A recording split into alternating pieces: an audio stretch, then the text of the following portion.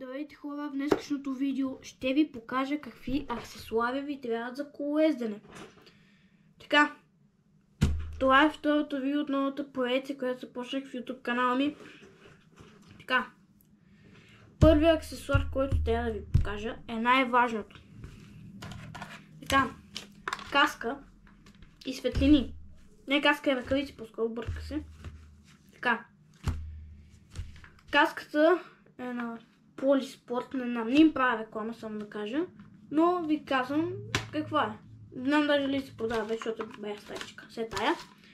Отпред има ето такова пластмасово и на него съм си лепнал стики за GoPro, както мога да видите ето тук.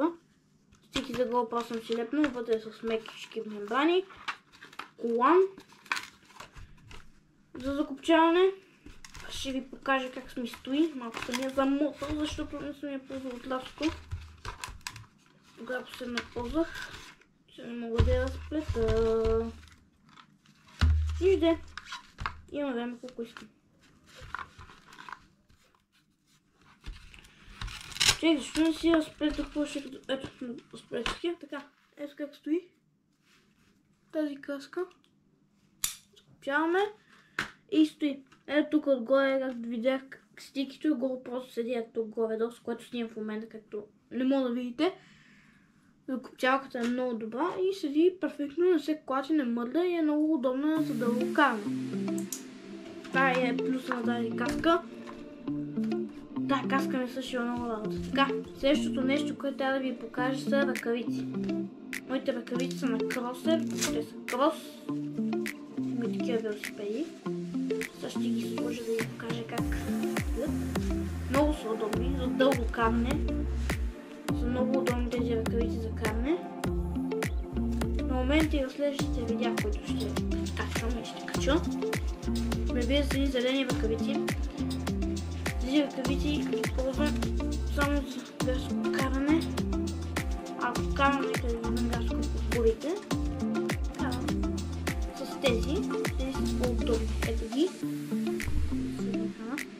Ето, запише крос. Тук отдолу са с гел, мекички са. Не са много твърди. Много са удобни като цяло, ще ги носа. Но в видеята ще ме видите с тези жълтите. Да, знам в първото видео е заглавието му много начало. Не си спомням дали бех с тех или бях без ръкавици. Не си спомням много.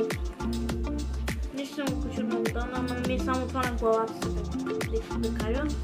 Добре. Светлини. Това е важно за вечерта. Важни са светлините, защото ако караш по главен път, минават коли и не е хубаво да направиш някоя бела, както се казва гаф. И е хубаво да имаш фар и стоп.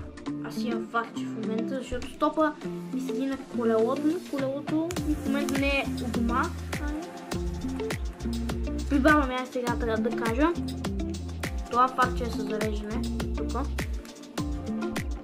Ще видите, защото малко тъмничко. С гумичка, затова ще се зарежда. Лед е. Това ще може да видите така свети лед. Добро е. А стопчето ми е пак се зарежда с същата техника за зареждане. Е стопчето ми.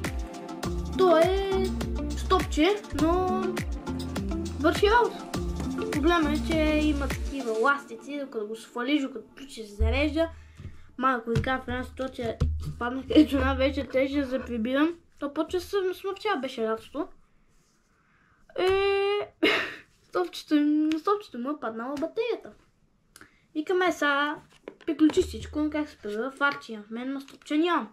И така. Общо взето се привак, ама не е готино. Не е готино. И така. Така продължаваме с следващите аксесуари. Следващите аксесуари са задължително трябва да имате мултиключ, помпата ми е в момента в някъде тук по шкафовете да ми извадил, ще я извади тех. Лепенки, мултиключ. ето ми е помпата. Прекъснах малко видеото, за да си взема помпата. Ето ми е, моята помпа е някаква на Крivit. Не им правя реклама и на тях, както и всичките останали продукти, където са в тези аксесуари на Крivit. Ето тук, слагаш тази гумичка, отвиваш това и лиза мъркуче. Мъркуче се завива от пенсата на обаче те да скопчаем. Завиваме така. Това завивам на вентила на гумите. И помпим, ако ни спука на гумата. Ако ни спука на гумата, има и друго решение. Тоест, ако е издишнала, за това използва помпата. А за спука на гума, аз имам някакъв кит. Не му знам марката. Wow, не знам. Нещо такова. Имаме неща. Способления да изкарваме външната гума. Да изкарваме вътрешната гума, бърках се, с тези инструменти, за да махнем външната и да изкарваме вътрешната и капулата да остане така. Имаме лепенки. Ето ги лепенките. Не ще мога да видите. Имаме шкурка. Задължително шкурка трябва да има. Лепило. Ето го лепилото. Бутилчица някакво. Тези инструменти хубаво да ги има всеки комплект. Ако си купувате такива инструменти, гледай да има вътре инструмент за махане на външната гума, за да се достигне до вътрешната. Така, мултиключ, ето го моя мултиключ, тук с такова. Има шестограми. Шестограмите са, къде да ги видя? 2, 2,5, 3, 4, 5 и 6 са ми шестограми. Тези шестограми им казват, тук остани пише, тези шестограми казват, че са приспособлени за колело, те са така. Има за камъче, за камък, за камъче, права отверка, не мога да видите, много е тъмно, права отверка и звездовидна. Тук има камъчета. Ето ги камъчетата. Те са... Ето ги. Като за гидоре са същите камъчета. Обаче нямаме трещотка. Същите камъни. Ето го инструментът седи до отверките. Ето го.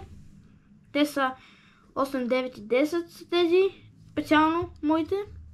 Но казват, че за колело стават и вършат работа. Те са точно приспособени за колело. Така, минаваме към следващия инструмент. Следващия инструмент е шише за вода. Шише за вода.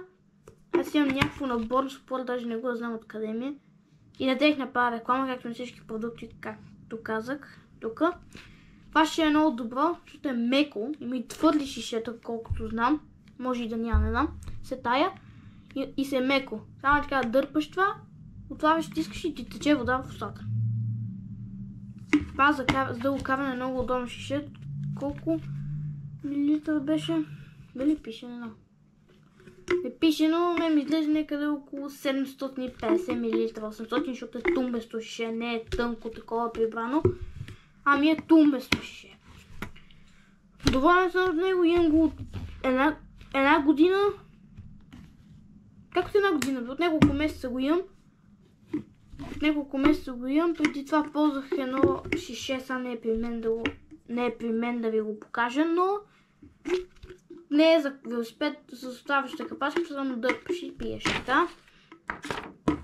Следващия инструмент, който е задължително да го имате, е велоключалка. Ето е моята велоключалка. Това е тел. Това вътре е тел, вънка е такова, за го правим драска телта. Но не е много дебел. Иначе в принцип продават вериги. Такива вериги. Представят и за мотори. Тези вериги са доста здрави и не може да ти вземат колелото. С това бам с ноицата и ти го взимат. Така, чакай да ви отключа. Ето тази ключа не е много дебелно. Се тая. Но върши работа. Слагам си на колелото понякога, като спирам някъде. Ако искам да отида до някой магазин, се тая. Става, но не е кой знае какво. Ако е по-дебела, може би ще ставаше. Следващия атрибут е стойка за шише, който в момента Да не е при мен, защото не може да сваля стойката. Може, но не я свалям. Стойката за шише става за такова шише, за пластмасово. Пластмасовите тия мъничките, много малките не стават, защото ако стойката ти зависи каква, пада и не е много добро да се слага, защото може да ти падне. И така. Аз имам един друг атрибут, който е чанта за велосипед. Тази чанта... В принцип в тази чанта си слагам помпата за вентили, помпата, велоключа и ключалката, понякога, която много добре върши. Тя се слага отдолу на рамката, една не се сещате. Има свет на екрана, да я изгасим екрана си тая. Рамката както е, отдолу се закачва това. Те се закачват отдолу, това къде е точно жилото на предната команда, която такова. Аз ако имате предна команда, иначе в принцип няма значение това, слага се на всяко колело, дори с един венец от педе, няма проблем да се сложи. И така, това е общото за аксесуарите за велосипед.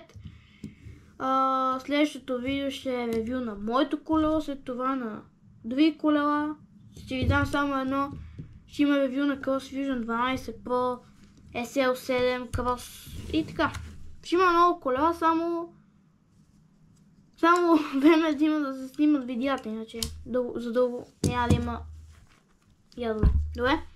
Това беше хора от видеото, абонирайте се, палчето нагоре и до нови срещи. Чао!